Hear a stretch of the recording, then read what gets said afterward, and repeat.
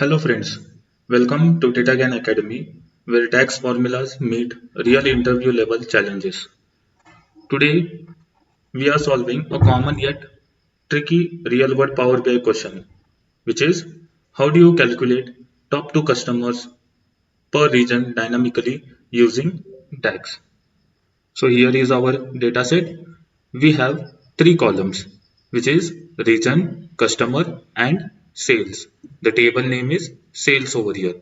Now we will calculate top 2 customers per region dynamically using DAX. Let us jump into the main section of this problem statement. Let me create a measure for this. I'll name my measure as customer rank is equal to, I'll use RANKX function. Into this I'm using filter function, filter of all sales, which is my table name, comma, filter expression is sales of region because I want to filter, or you can say according to top 2 regions, is equal to max of sales region. I'll close the bracket, comma,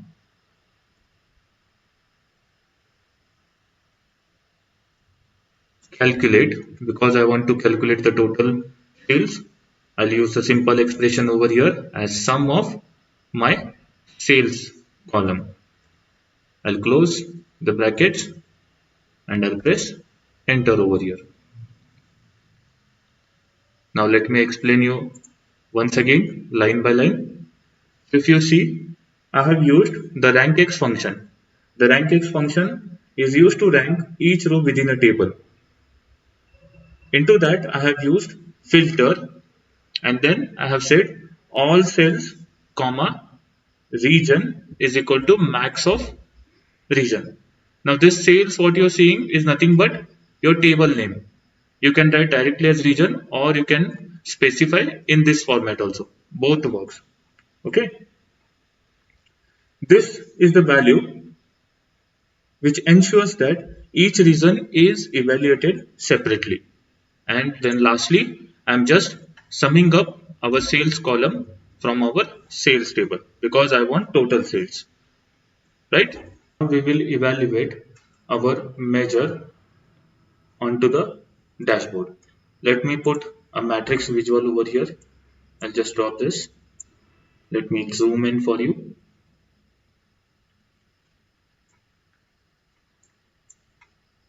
I'll drag customer into rows and region into rows.